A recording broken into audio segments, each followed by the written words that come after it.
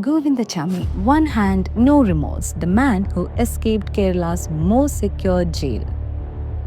One woman's scream, one man's escape, and a state left asking, how did we let this happen again? The man who became Kerala's nightmare. In Kerala's long criminal history, no name evokes more anger than Govindachamy, a one-handed rapist and killer who turned the state's most secure jail into a circus and its justice system into a national debate. He didn't just rape a young woman, he haunted her, stalked her, crushed her skull for a mobile phone and 70 rupees. But how is Govindachamy?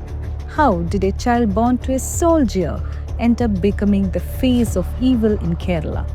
And how, in 2025, did this convicted predator escape a high security prison with just one hand? Let's rewind. Born in Avintikuli, a small village in Tamil Nadu, Govindachamy was the son of a respected Indian Army soldier. But patriotism and discipline didn't run in his bloodline, for sure. After retirement, his father drowned in alcohol. He sold their ancestral land, beat his wife, the home turned into a battlefield. His mother lost her mind, wandering streets, whispering to shadows. And in a tragic twist, both parents died in separate road accidents 1 month apart. Govindachamy, orphaned, homeless, and full of rage, was just a teenager. What followed was a descent into darkness. Let's see the birth of a ghost thief. In his 20s, formed a train robbery gang. They disguised themselves as beggars, slipped through train compartments like ghosts, snatched chains, stole bags, and vanished.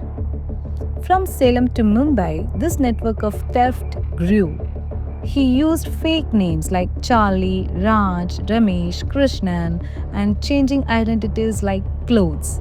Police arrested him multiple times. He always got out, always returned to the rails. But how did he lose his left hand? Let's ask him and you'll get a different story every time. Some say it was a childhood fireworks accident. Others say a gang chopped it off after he raped the wife of a member. Nobody knows the truth. But what's terrifying is what he could still do with just one. Let's also see what happened in Mumbai. In Mumbai, Govindachamy joined the Panvel gang, a mafia-style train theft syndicate.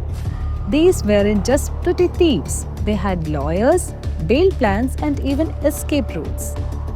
During his Soumya trial, the same gang spent over 15 lakh on his legal defense. Even his lawyer, advocate B.A. Alur, confirmed it. Was Govindachamy just a tool or something more sinister? He doesn't know that yet. And let's see about the crime that shook Kerala. On 1st of February 2011, Soumya, a 23-year-old sales assistant, boards the ladies' compartment of the Shornur passenger train. Govindachamy follows, pretending to be a disabled beggar. When she is alone, he attacks, pushes her out of the moving train near Vallathol Nagar. She falls, injured, conscious. He jumps down, drags her into the bushes, and rapes her as she bleeds and pleads for help. Then, he lifts a stone and smashed her skull. She died in the hospital 9 days later. Kerala erupted in horror. He wasn't caught through elite police work. He was arrested for not having a train ticket by the RPF at Olukkavudu. Just another disabled beggar, they thought. But then the news of Soumya's death hit. An officer connected the dots, fingerprint matched, and the ghost had a name now. And in 2011, a fast-track court sentenced him to death. But in 2016, the Supreme Court commuted the death penalty, saying there was no clear evidence of murder, only rape. Kerala was furious. Soumya's mother called it betrayal. Whole nation asked, what is justice? Where is the justice if not this? And let's also see the prison life that is just like a new reign of terror.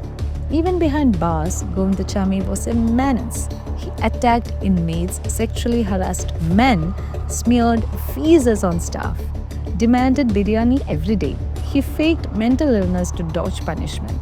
Prison staff once called him one word is sex psycho. And let's also see the escape he had on July 25th of 2025. It was a knotted rope made of clothes hanging from a 20 feet jail wall.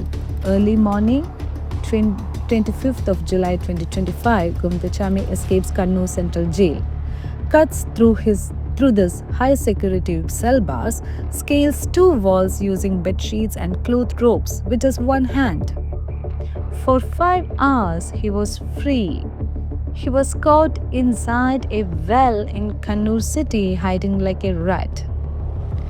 But the question remains was, how did he escape? CCTV was broken, prison officers missed patrols, or the system failed? What was it? The Kerala government suspended 4 prison officers. A special probe was ordered, headed by retired Judge C.N. Ramachandran Nair and former police officer Jacob Punos, who was the police chief as well. Political parties demanded a CBI inquiry, alleging inside help.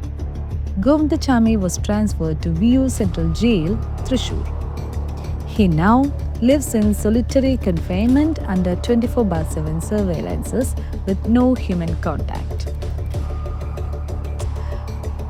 On a final note, let me say that a child born into discipline became a shadow in the night.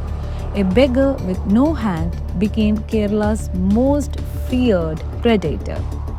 Soumya deserved life. She deserved safety. She deserved justice. Instead, we gave her memory a system that still lets monsters crawl through the cracks. Govindachamy's story isn't just a crime story, it's a warning. If our prisons can't hold him, how long before someone else becomes the next Soumya? Justice is not just about punishing monsters, it should be and it must be all about protecting those who never saw it coming.